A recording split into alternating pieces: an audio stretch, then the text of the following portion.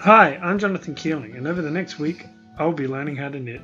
I've never knitted a stitch before, so in this video I'll be using inquiry learning, seeking more knowledgeable others, and using learner-centered orientation to learn how to knit.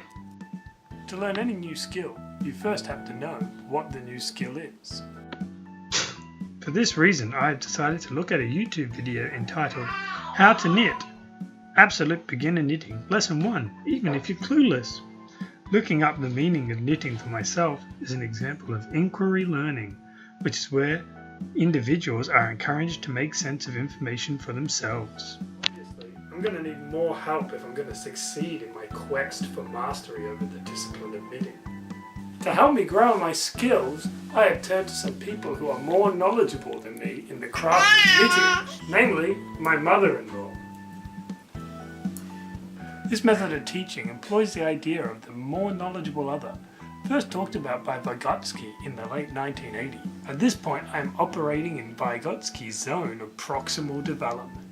So, to knit a basic plain stitch, something like this. The zone of proximal development is the distance between a current level of competence on a task and the level that the student can achieve with support or guidance. To make sure I can knit consistently, I will need to practice. This is an example of a learner-centered orientation to learning, where instead of asking the questions of what I'm supposed to be doing, I'll be trying to work out the problems for myself. Carl Rogers described the process as when students develop their capacities to reflect upon the needs and seek information for themselves, and the teacher acts as a facilitator of this process. I made a mistake. I'm not quite sure what I've done. Along my journey of learning how to knit, I did face challenges which I sought help with overcoming. And now it's time for the final challenge, knitting by myself. Got my knitting needles, I've got my yarn. Today's the day I knit my baby a scarf.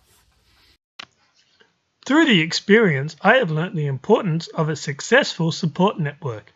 From my lecturer Sue giving me the equipment to knit, to my mother-in-law teaching me the basics of knitting, to my wife looking after the baby to give me the time needed to knit. When I am a teacher, I hope to be able to give students the support networks they need to succeed.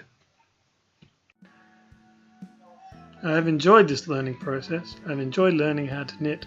I haven't finished the scarf yet, but one day I hope to be able to give it to my baby. Thank you for watching this video.